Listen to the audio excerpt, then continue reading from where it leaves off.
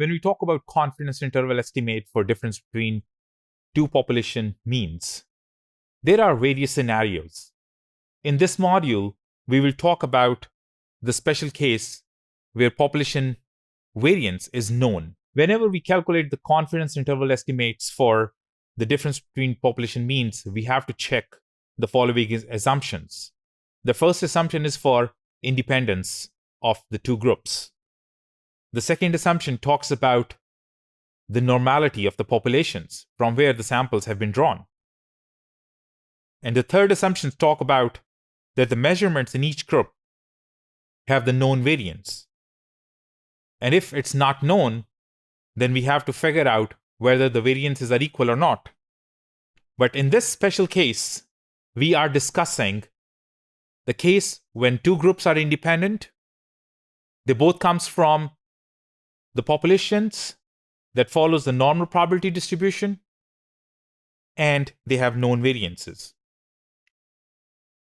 Whenever we have this kind of conditions, to calculate 100 into 1 minus alpha % confidence estimate for the difference between two population means with known variance, it can be given as x1 bar minus x bar 2 plus minus z1 minus alpha by 2, which is the reliability factor and the standard error of estimate, where x1 bar is the mean for the sample 1, x2 bar is the mean from sample 2, x sigma 1 square is known as the population variance for sample 1, which is known.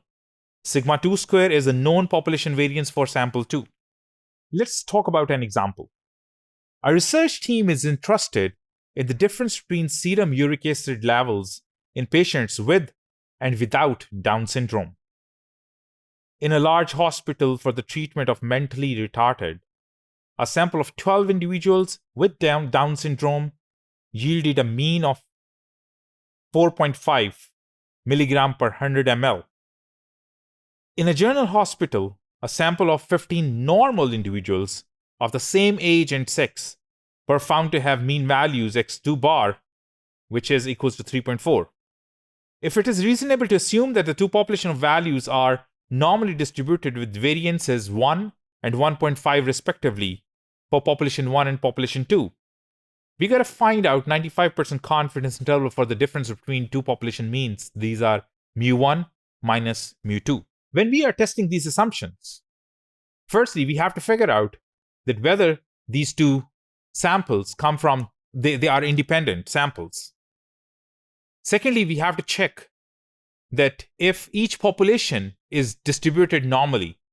And thirdly, we have to check if the variances are known or not. Usually, the first assumption is generally verified by the process of data collection and the nature of the population in the study.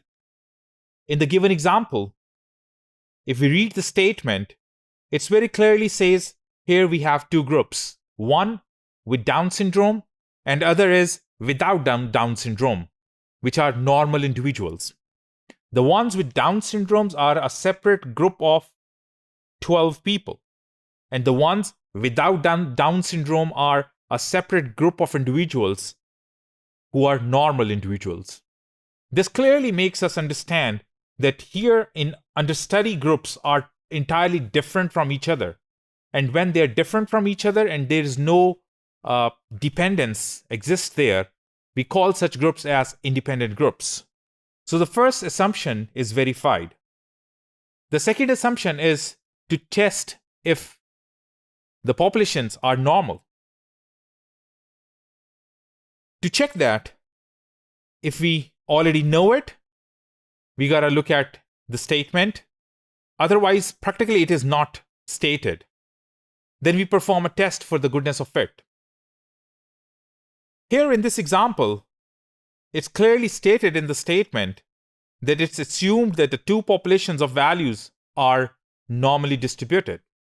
So we don't have to further check it, and we just assume it that yes, they are normally distributed, and we move on to test for the next assumption. The next assumption is to verify whether the variance is known. And here, when we say variance is known, we mean to say the population variance is known. If we read the statement, it clearly states that that with variances 1 and 1.5 respectively for population 1 and population 2, which clearly states that these variances for population 1 and population 2 are known to us. Hence, we call that sigma 1 square is 1 and sigma 2 square is 1.5. So since the variances are known, our samples are independent, our populations are normally distributed, and the variances are known. In this case, the confidence interval estimate can be given by this formula. And using this formula and taking the expressions from the problem in hand, we can calculate the confidence interval. But one other factor that is very important for us to know is the reliability factor. And this reliability factor can be obtained from the table from the standard normal probability distributions, where we look up for the area under the curve. Here, since we are interested in 95% confidence interval, so for 95% confidence interval, the area under the curve says Z alpha by 2, which is 1.96. Hence, our reliability factor will be 1.96. Using this whole information into the formula that's given above, we make these calculations. We calculate the standard error, which is 0.4282. Putting this information into the formula, it's 1.1, which is the difference between two sample means, plus minus 1.96 is the reliability factor, and 0.4282 is the standard error of estimate for the difference between two population means. Solving this up, it gives us two values. One is 0.26 and the other is 1.94. Here we say that we are 95% confident that the true difference mu1 minus mu2 is somewhere between 0.26 and 1.94, because in repeated samplings, 95% of the intervals constructed in this manner would include the difference between the true means.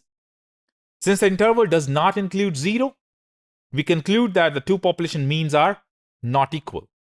This last statement is very helpful in inferring about whether the differences are equal or not. We can use confidence interval. This last statement helps us test for the hypothesis whether the difference between two means is significant or not. Confidence intervals can also be very confidently used for testing of hypotheses. Let's take another scenario when sampling from non-normal populations, but we have our large sample sizes. In such situations, despite the population variances are unknown, we can still use the confidence intervals. And we still assume that the population follows the normal probability distributions.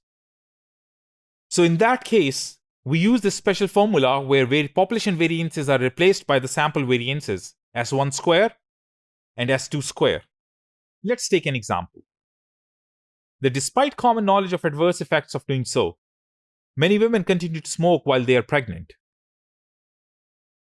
Researchers examined the effectiveness of a smoking cessation program for pregnant women, and the mean number of cigarettes smoked daily at the close of the program by the 328 women who completed the program was 4.3, with a standard deviation of 5.22. Among 64 women who did not complete the program, the mean number of cigarettes smoked per day at the close of the program was 13, with a standard deviation of 8.97. So we wish to construct a 99% confidence interval for the difference between the means of the populations from which the sample. So in this scenario, our samples are independent. There's a group of the women who participated into the smoking cessation program and the ones who failed to complete the smoking cessation program. The normality of the population distribution is very important, since there is no information given regarding the shape of the distribution of cigarette smoke per day. Furthermore, our samples are large. Hence, we can assume that the sample means will be approximately normally distributed, even if the distribution of the variables in the population is not normally distributed. Thirdly, since the population variances are unknown, we will use sample variances to estimate them. To calculate the reliability factor, we have this table from the standard normal probability curve. And here we will look up for the area under the curve. If we are using 99% confidence interval, we look up for the 99% area under the curve, which makes the z alpha by 2 to be equals to 2.576, which is our reliability factor here.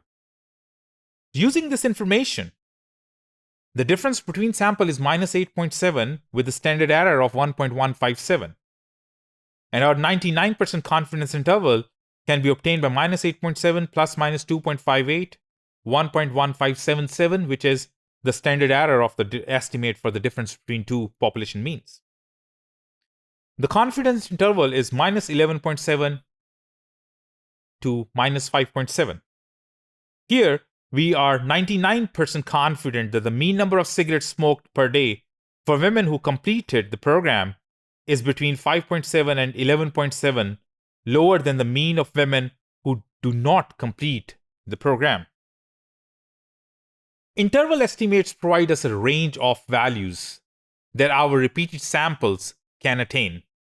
Hence, confidence interval estimates provides better interval estimates.